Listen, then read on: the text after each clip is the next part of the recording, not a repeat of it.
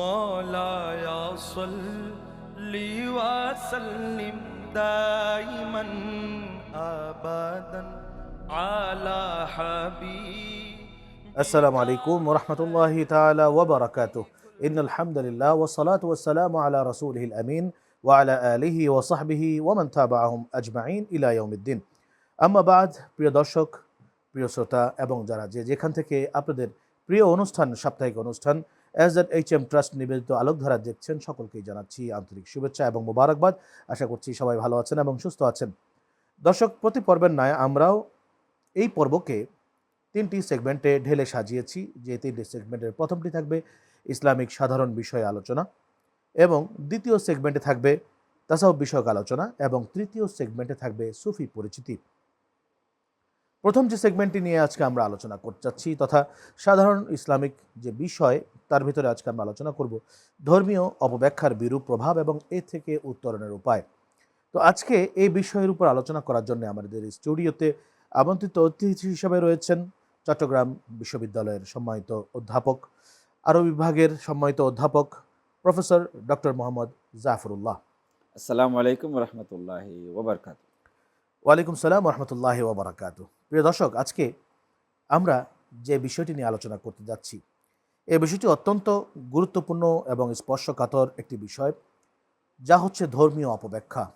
ধর্ম কিন্তু মানুষকে খারাপ বানাতে আসে নাই, বরং পৃথিবীতে ইসলাম সহ যতগুলো ধর্ম রয়েছে প্রত্যেকটি ধর্মের কথা হচ্ছে এক, সেটি হচ্ছে মহান আল্লাহ রাব্বুল আলামিন বা কারো মতে মহান বিধাতা সৃষ্টিকর্তা মানুষকে যেই উদ্দেশ্যে এই পৃথিবীর বুকে পাঠিয়েছেন, সেই উদ্দেশ্যকে ফুলফিল করা এবং সেই উদ্দেশ্যকে ফুলফিল করতে গিয়ে যে সমস্ত নিয়ম কানুন আচার অনুষ্ঠান পালন করার দরকার, সেই বিষয়গুলোই কিন্তু প্রত্যেকটি ধর্ম মানুষকে শিক্ষা দিয়ে থাকে। কিন্তু ব্যত্যয় বা চ্যুতি কখন ঘটে? সেটি হচ্ছে তখনই ঘটে যখন পবিত্র কোরআন কিংবা হাদিস কিংবা মহামানবের বাণী সেটিকে অন্য ডাইভারশনে নিজের ইচ্ছে মতো, নিজের চিন্তা প্রসূত, কল্পনা প্রসূত চিন্তা ভাবনা দিয়ে সেটিকে সাজিয়ে যখন উপস্থাপন করা হয়, তখনই সেটি ধর্মের অপব্যাখ্যা হিসাবে মানুষের সামনে উপস্থিত হয়, এবং তখনই কিন্তু মানুষের মাঝে বিশৃঙ্খলা, যেটিকে আমরা ফিতনা বলে থাকি, সেটি সৃষ্টি হয়। তো আসুন আজকে আমরা আমাদের মোহতারাম প্রফেসর ডক্টর মোহাম্মদ জাফরুল্লাহ মহোদয়ের কাছ থেকে জানার চেষ্টা করব আজকের আলোচ্য বিষয় সম্পর্কে। মোহতারাম, ধর্মীয় অপব্যাখ্যা, এই ব্যাপারে আপনি কি বলবেন? একটা হচ্ছে ধর্মীয় ব্যাখ্যা আর একটা হচ্ছে অপব্যাখ্যা। আউযু বিল্লাহি মিনাশ শাইতানির রাজিম। বিসমিল্লাহির রহমানির রহিম। ফালাউলা নাফারা মিন কুল্লি ফিরকাতিন মিনহুম তাইফা লিয়াতাফাক্কাহু ফিদ-দীন ওয়া লিয়ুনযিরু কওমাহুম ইযা রাজাউ ইলাইহিম লাআল্লাহুম ইয়াহযারুন। সাদাকাল্লাহুল আলিয়্যুল আযীম ওয়া সাদাকা রাসূলুহুন নবিয়্যুল কারীম ওয়া নাহনু আলা যালিকা লামিনাশ শাহিদিন ওয়াশ শাকিরিন আলহামদুলিল্লাহি রাব্বিল আলামিন। আপনার প্রশ্ন প্রসঙ্গে আমি কোরআন মাজিদ থেকে একটা আয়াত তেলাওয়াত করেছি, যেটা সূরা তাওবার 122 নম্বর আয়াত। আমি এটা একটু দেখে পড়েছি, যেন আমাদের দর্শক শ্রোতারও যেন একটু মনের মধ্যে একটা আবেগ সৃষ্টি হয় যে আসলে কোরআন মাজিদ কি বলা আছে। যে আল্লাহ তাআলা বলছেন, তোমরা ফালাউলা নাফারা মিন কুল্লি ফিরকাতিন মিনহুম তাইফা, তোমরা সবাই কিন্তু জ্ঞান আহরণের জন্য, কোরআন হাদিস আহরণের জন্য দরকার নাই। তোমরা তোমাদের এই পুরা সমাজের মধ্যে একটা ছোট গ্রুপ কোরআন হাদিস ভালোভাবে শিখবে, এবং তারা কাজ কি? তারা লেতাফাক্কু ফিদ্দিন, তারা কোরআন মাজিদ ভালোভাবে শিখবে, এবং কোরআন মাজিদ শিখার পরে, কোরআন হাদিস ভালোভাবে শিখার পরে তারা তাদের কওমে যখন ফেরত আসবে, তখন তাদের কওমকে কোরআন সুন্নাহ বিষয়ে সতর্ক করবেন যে এটা এভাবে চলতে হবে, এটা এভাবে চলতে হবে। এই জিনিসটা আল্লাহ তাআলা শুরুতে রাসূল করিম সাল্লাল্লাহু আলাইহি সাল্লামকে এটা বুঝিয়ে দিয়েছেন এবং এটা নির্দেশনা দিয়েছেন। তো আমরা যদি এই দৃষ্টিকোণ থেকে চিন্তা করি, এখন আমাদের যে অপব্যাখ্যার পিছনে মূল কারণটা হচ্ছে আমরা সবাই মুফতি হয়ে গেছি, এবং আমরা বাংলা একটা বই পড়ে আমরা মুফতি হয়ে গেছি, একটা অনুবাদ পড়েছি, কিন্তু এটার মূল ব্যাখ্যাটা কি, এটার প্রেক্ষাপট কি, এটা শানে-নজুল কি, এটা কি অর্থে ব্যবহৃত হয়। আপনি যে কোনো একটা কথা, যে কোনো একটা নস কোরআন মাজিদের, এটা আমরা আমরা আমাদের যারা ধর্মতত্ত্ববিদ যারা আছেন, তারা এগুলো ব্যাখ্যা করেছেন। কোনো একটা শব্দের ৪টা অর্থ থাকে, কোনো একটা আয়াতের ৪টা অর্থ থাকে। একটা হলো এবারাতুন নাস, তার বাহ্যিক অর্থ। ইশারাতুন নাস, এর থেকে ইশারা কি, ইঙ্গিত কি করছে সেটা। দালালাতুন নাস, এটা আর কি এর দ্বারা আর কি বোঝা যায় সেটা। আর হলো ইক্তাজাউন নাস। তো এই যে ৪টা, একটা আয়াতের ৪টা ডাইমেনশন আছে, অর্থাৎ চারদিকে আপনি এটাকে ব্যাখ্যা করতে পারবেন। তো এগুলো বোঝার জন্য, এগুলো জানার জন্য আপনাকে পূর্বাপর কোরআন মজিদের সব আয়াত আপনার মুখস্থ থাকতে হবে, তো সব এলম আপনার কাছে জানতে হবে, নাসেখ মনসুখ আপনাকে জানতে হবে, হাদিস শরীফ রসুল করিম সাল্লাল্লাহু আলাইহি ওয়াসাল্লাম যে হাদিস শরীফ কাকে কোন সমস্ত কোন অবস্থায় এটা বলেছেন, এরপরে পরবর্তী দিকে অন্য কোনো নির্দেশনা রসুল্লাহ দিয়েছেন কিনা, সব কিছু যদি আমার কাছে জানা থাকে, তাহলে আমি একটা ফয়সালা দিতে পারবো, যে আমার ব্যাখ্যা দিতে পারবো যে ব্যাখ্যাটা এরকম হবে। কিন্তু আমাদের দুর্ভাগ্যের বিষয় হলো, আমি বুখারী শরীফে একটা হাদিস পড়লাম যে রসুল করিম সাল্লাল্লাহু আলাইহি সাল্লাম একবার একটা যা বেসুবাতাতে কমিন, একটা ময়লা, এক সম্প্রদায়ের যে এক জায়গায় যে ময়লা টলা ছিল, সেই রাস্তা দিয়ে রসুল্লাহ যাচ্ছিলেন। ফকামা রসুল্লাহ সাল্লাম ফবালা রসুল্লাহ সাল্লাম কায়মান, রসুল করিম সাল্লাম এখানে দাঁড়িয়ে পেশাব করেছিলেন। আপনি যদি এই হাদিসটার উপর আমল করেন, তাহলে তো আপনি বলতে হবে যে বুখারী শরীফে যে হাদিসটা আসছে, সেখানে তো রসুল করিম সাল্লাম দাঁড়িয়ে পেশাব করেছেন, এই কথাটা আছে। আরে ভাই না, এটা একটা প্রেক্ষাপট আছে, এটা ময়লাযুক্ত আছে, বসার কোনো জায়গা ছিল না। এই জন্য এই কথাটা আমি এই হাদিসটা এই জন্য উল্লেখ করেছি। আমাদের দেশে এই অপব্যাখ্যাকারীদের মধ্যে আরেকটা ভুল আছে, সেটা তারা সবসময় একটা কথা বলে, আমাদের দেশে বলি কথা নয়, সারা পৃথিবীতে আপনারা যারা অপব্যাখ্যা করছেন, যারা আমাদের আসলাফদেরকে মানছেন না, আমাদের ইমাম আবু হানিফাকে মানছেন না, ইমাম শাফিকে মানছেন না, ইমাম আহমদ ইবনে হাম্বলকে মানছেন না, ইমাম মালিককে যারা মানছেন না, নিজেদের মতো করে যারা ইসলামকে ব্যাখ্যা করতে চেষ্টা করছেন, আমি তাদেরকে বলতেছি, তারা দেখবেন যে সবসময় বুখারী শরীফে রেফারেন্স দেন। বুখারী শরীফে কিন্তু একটাও হাদিস নাই রসুল করিম সাল্লাল্লাহু আলাইহি ওয়াসাল্লাম বসে পেশাব করেছেন, কিন্তু একটা হাদিস আছে রসুল করিম সাল্লাল্লাহু আলাইহি ওয়াসাল্লাম দাঁড়িয়ে পেশাব করেছিলেন। এটা তো একদিনের ঘটনা, আপনি যদি আমল করতে যান বুখারী শরীফে, তবে আপনি ভাই বিভ্রান্ত হবেন।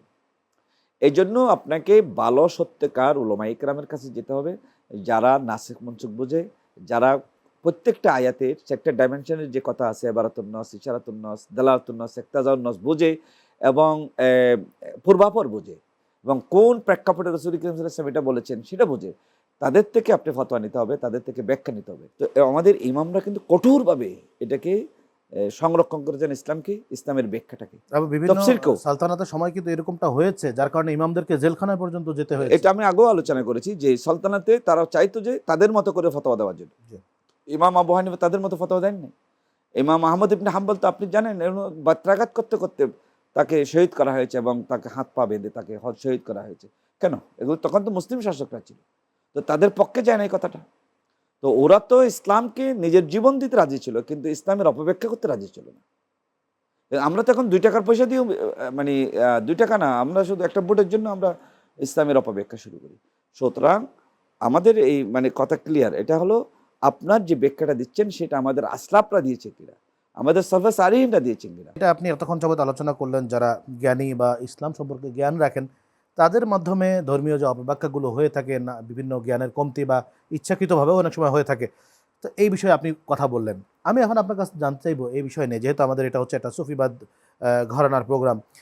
আমাদের সুফিদের ভেতরে কিছু মানুষ আছে যারা সুফি নন, কিন্তু সুফি সেজে থাকেন। তো তাদের মাধ্যমে সুফিবাদের যে একটা ধর্মীয় দৃষ্টিকোণ রয়েছে, সেই দৃষ্টিকোণটা কিন্তু অনেক সময় লঙ্ঘিত হয়ে থাকে এবং বিকৃত হয়ে থাকে। আমরা নামাজ, রোজা ইত্যাদি সম্পর্কে বিভিন্ন রকম অপব্যাখ্যা কিন্তু বিভিন্ন সুফি নামধারী ব্যক্তিদের কাছ থেকে বা ব্যক্তিবর্গের কাছ থেকে তাদের মাজারে অনেক সময় থাকেন, তারা গিয়ে থাকেন, ই করেন। তো এই বিষয়ে আপনি কি বলবেন, যে আমাদের অরিজিনাল যে সুফিবাদ, এটিকে রক্ষা করতে হলে কিন্তু এদের কাছ থেকে আমাদের বাঁচতে হবে। আপনি দেখেন যে সুফি মানে কি? সুফি মানে যার অন্তরটাকে পরিষ্কার করেছে, কামনা বাসনা থেকে নিজেকে পরিষ্কার করেছেন, নিজের অন্তরটাকে যে কামনা বাসনা থেকে পরিষ্কার করেছেন, বা নিজেকে দুনিয়া বিমুখ হয়ে আল্লাহমুখী করে নিয়েছেন, তাকে আমরা সচরাচর অর্থে পারিভাষিক অর্থে সুফি বলি। বাস। এখন দেখবেন যে একজন মানুষ নামাজ পড়েন, আপনি যেটা বলছেন, সে বলতেছে আমি হানায় কাবায় নামাজ পড়ি। বা তুমি যদি হানায় কাবায় নামাজ পড়ো, তুমি বাংলাদেশে কাউকে, কথার কথা আমি বলি। তো এখন সে এটা হবে না, এটা তো যায় না, এটা তো ইসলামের সাথে যায় না। হ্যাঁ, তুমি যদি মসজুব, ইসলামের শরীয়তের বিধানে মসজুব অলি আল্লাহ আছেন, যারা 40 দিন, 50 দিন, 100 দিন কিছু খান নাই। যেমন রাসূল করিম সাল্লাল্লাহু আলাইহি ওয়াসাল্লাম বিশাল করেছেন, অনেক দিন খান নাই। তো সাহাবায়ে কেরামরা চেষ্টা করেছিলেন, তারা কিন্তু বেহুশ হয়ে তারা মসজিদে নববীতে, এবং নবীজি নিষেধ করেছেন। নাহা রাসূলুল্লাহ সাল্লাল্লাহু আলাইহি ওয়াসাল্লাম বিশাল, এটা হাদিস শরীফ। তো রাসূল করিম সাল্লাল্লাহু আলাইহি ওয়াসাল্লাম বেশাল থেকে তাদেরকে নিষেধ করে এবং বলছিলেন আইয়ুকুম মিসলি, তোমরা কি তো আমার মতো না, আমি তো আজীবন না রব্বি ইউতমিন স্কিন, আল্লাহ আমাকে পানাহার করান। তো ওই পর্যায়ে রসুল করিম ইসলামের এই সুরতটা যারা অর্জন করতে পেরেছেন তারা মজজুব আলী ছিলেন। তো মজজুব আলীরা কিন্তু দেখা গেছে অনেকেই আমরা ইতিহাস জানি যে যারা দিনের পর দিন মাসের পর মাস কিছু না খেয়েও কিন্তু তারা জীবিত ছিলেন এবং খেতে হয় নাই। তো ওরা যদি বলে যে আমরা মক্কা শরীফে নামাজ পড়তেছি, বাইতুল মামুরে নামাজ পড়তে, ঠিক আছে ভাই, উনি দুনিয়ার খানাও খাচ্ছে না, 40 দিন ধরে দুনিয়ার খানা খায় নাই, উনি বাইতুল মামুরে নামাজ পড়তে পারেন। তুমি সকালবেলা নাস্তা এখানে করো, দুপুরবেলা ভাত বাংলাদেশে খাও, হোটেলে খাও, আবার নামাজটা হানাই কাবায় পড়ো, এটা তো ঠিক না। তো ওই যে সুফিদের মধ্যে যে একটা মানে সুফিদেরকে অবলম্বন করে সুফিদের প্রতি মানুষের যে একটা ভক্তি, এই ভক্তিটাকে নিজের ব্যবসায় পরিণত করার জন্য অনেকে কিন্তু এরকম সুফি সাজে। এটার সাথে কিন্তু প্রকৃত সুফিদের কোনো সম্পর্ক নেই। এই জন্য কসমুল মাহজুবে দাতা গঞ্জাম লাহুরি রাদিয়াল্লাহু তাআলা এটা খুব সুন্দর করে বলেছেন। উনি বলেছেন এই যে এবাদত বিমুখ হওয়া, আল্লাহর গা থেকে সরে যাওয়া, এবং এটা কিন্তু তাসাউফ না। তাসাউফ হলো এবাদতের মধ্যে মশগুল হয়ে যাওয়া এবং কাইমানবেককে আল্লাহর কাছে স্ল্যান্ডার করা এবং সমস্ত উত্তম চরিত্রগুলো নিজের জীবনে প্রতিফলিত করা, এটাই হলো তাসাউফ, এটাই হলো প্রকৃত সুফি।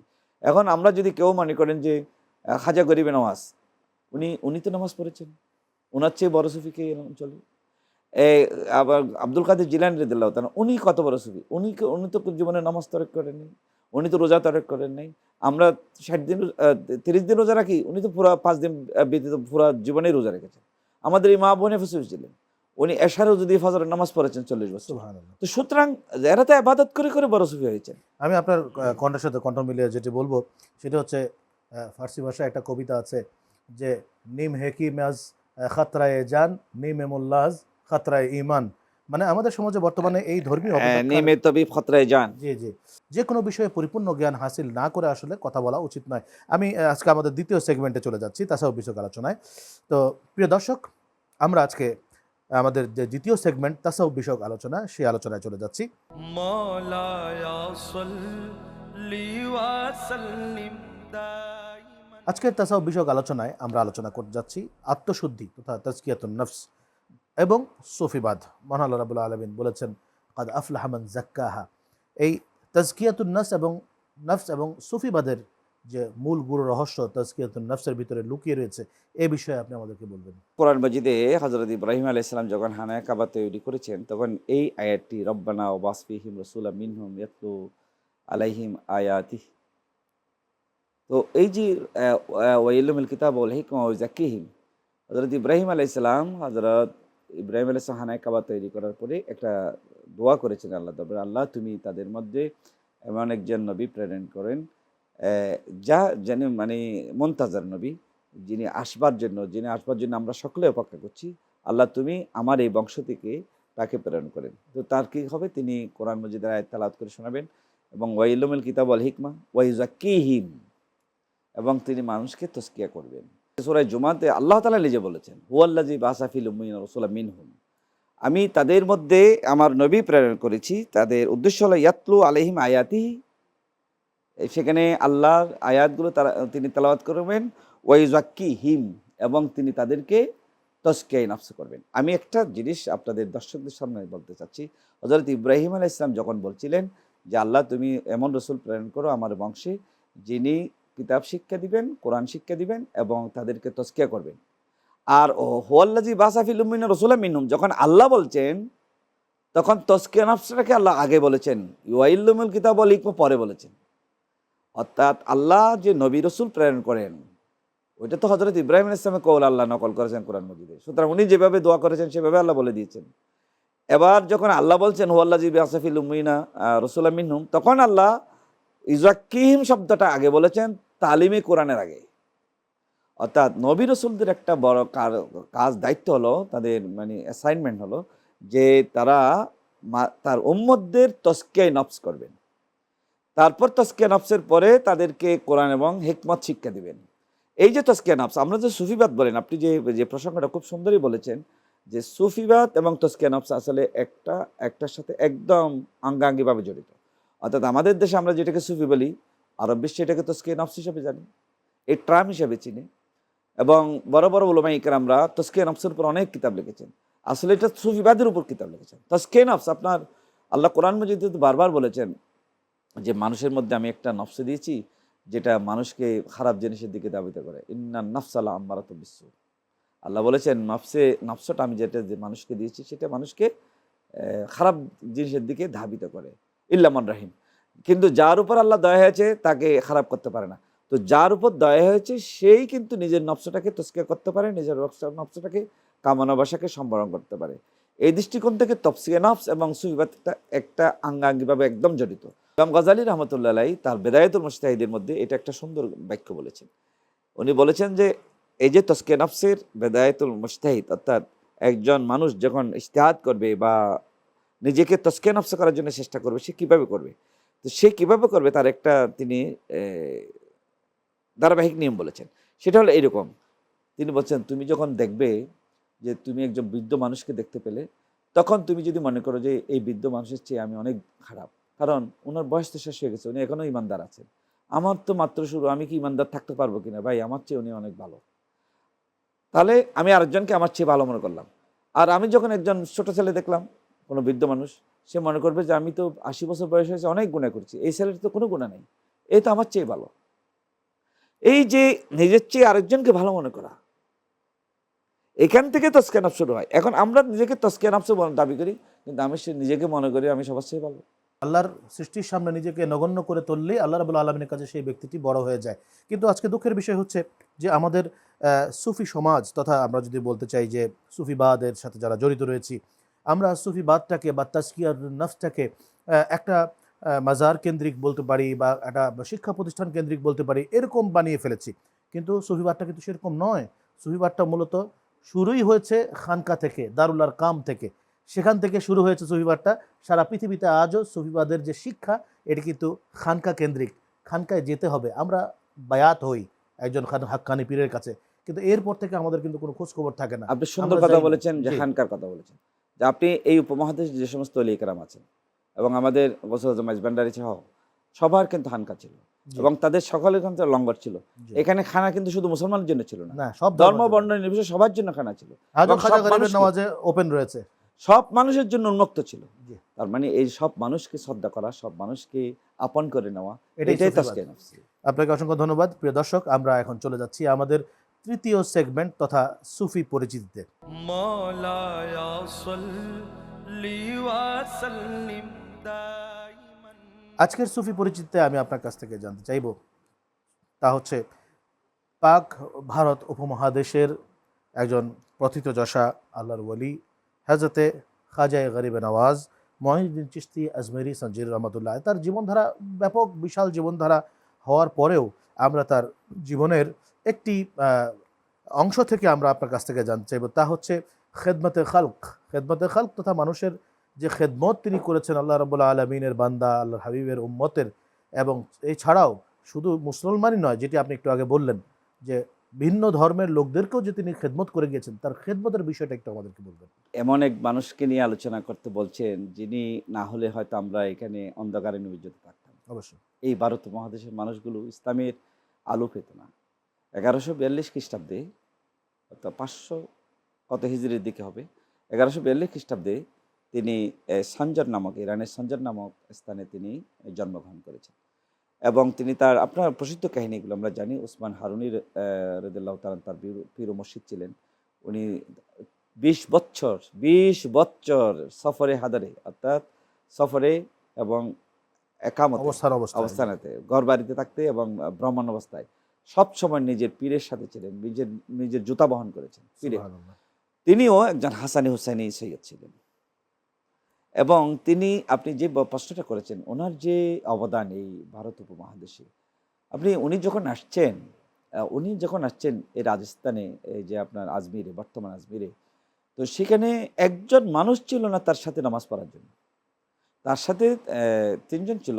উনি ছিলেন বখতিয়ার কাকি, ওনার মুরিদ, এবং তার একজন বাবুর্চি ছিল ফখরুদ্দিন গর্দজি। ওরা 3 জনে একসাথে আসছিলেন এই ভারত মহাদেশে, এখানে তারা 3 জনেই নামাজ কালাম পড়তেন।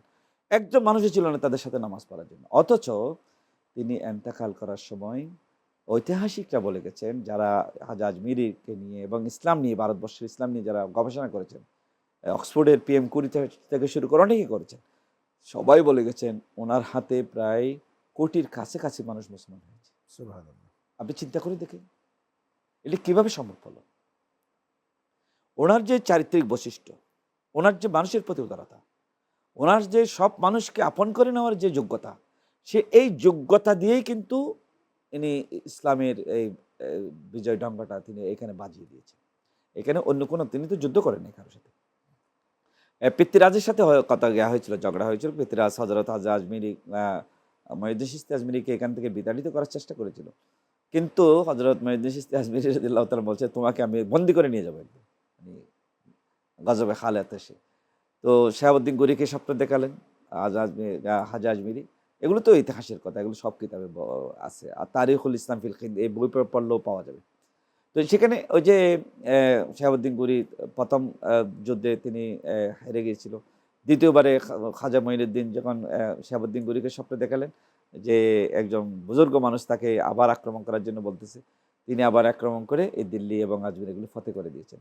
এবং তিনি একজন মানুষকে স্বপ্ন দেখেছিলেন। শাহাবুদ্দিন গৌরী যখন হাজা আজমিরিকে আজমির শরীফে দেখতে পেলেন, আপনিই তো আমাকে স্বপ্ন দেখিয়েছিলেন। জি, আমি আপনাকে স্বপ্ন দেখেছিলাম এখানে আসার জন্য।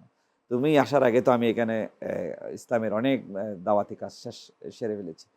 এইভাবে আমরা যদি দেখতে চাই আসলে ইসলামের যে মৌলে যে কাজটা করেছেন, এখানে যে আপনি তলোয়ার দিয়ে কোথাও ইসলাম প্রতিষ্ঠা হয়নি, একদম কোথাও প্রতিষ্ঠা হয়নি। এটা একদম আমি মানে 2-2-4-এর মতো।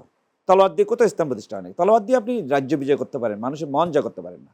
মানুষের মন জয় করার জন্য কিছু মানুষ আছে, এটা আবু বকর সিদ্দিক হতে হয়, এটা উমরে ফারুক হতে হয়, এটা গরিবে নওয়াজ হতে হয়, এটা আব্দুল কাদের জিলানী হতে হয়, এটা ওই আমাদের শাহজালাল মুজাররদি হতে হয়, মাজবান্ডারি।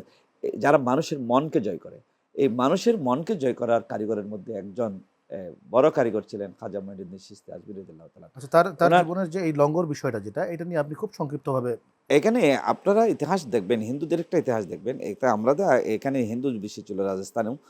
তো ওদের এখানে বিভিন্ন ওই বর্ণপ্রথা ছিল হিন্দুদের। যারা নিম্নবর্ণের হিন্দু ছিল তাদের কোনো মানে সামাজিক অবস্থান ছিল না। তো খাজা আজমিরের কাছে গিয়ে তারা কিন্তু সম্মান পেত এবং তাদের জন্য খানাফিরি ছিল। ওইখানে ওদের জন্য খানাফিরি ছিল যে মানুষ সম্মান করছে, নিজের বুকের সাথে জড়িয়ে দিচ্ছে। ব্রাহ্মণরা কিন্তু ওই যে নিম্নবর্ণের হিন্দুদেরকে কখনো বুকে জড়িয়ে দেয়, তাদের দরা চাওয়া খায় না, ছায়াও মারানো না দরা চাওয়া খায় না। তো সেই সময়ে যখন হযরত খাজা আজমির রাদিয়াল্লাহু তাআলা লঙ্গরে তাদেরকে ডেকে খাওয়াচ্ছেন এবং তাদেরকে বুকের সাথে মেশাচ্ছেন, বা এই উদারতা দেখে লক্ষ লক্ষ মানুষ মুসলমান হয়ে গেছে। এবং ওনার কারামতের কথা বাদ দেন, আনা সাগরের পানি তিনি লোটায় ভরেছিলেন এবং অনেক কারামত এগুলো। তার এই যে জাদুঘরদেরকে তার চ্যান্ডেল দিয়ে খরম দিয়ে পিটিয়ে পিটিয়ে এখানে নামিয়েছিলেন, অনেক কারামত আছে।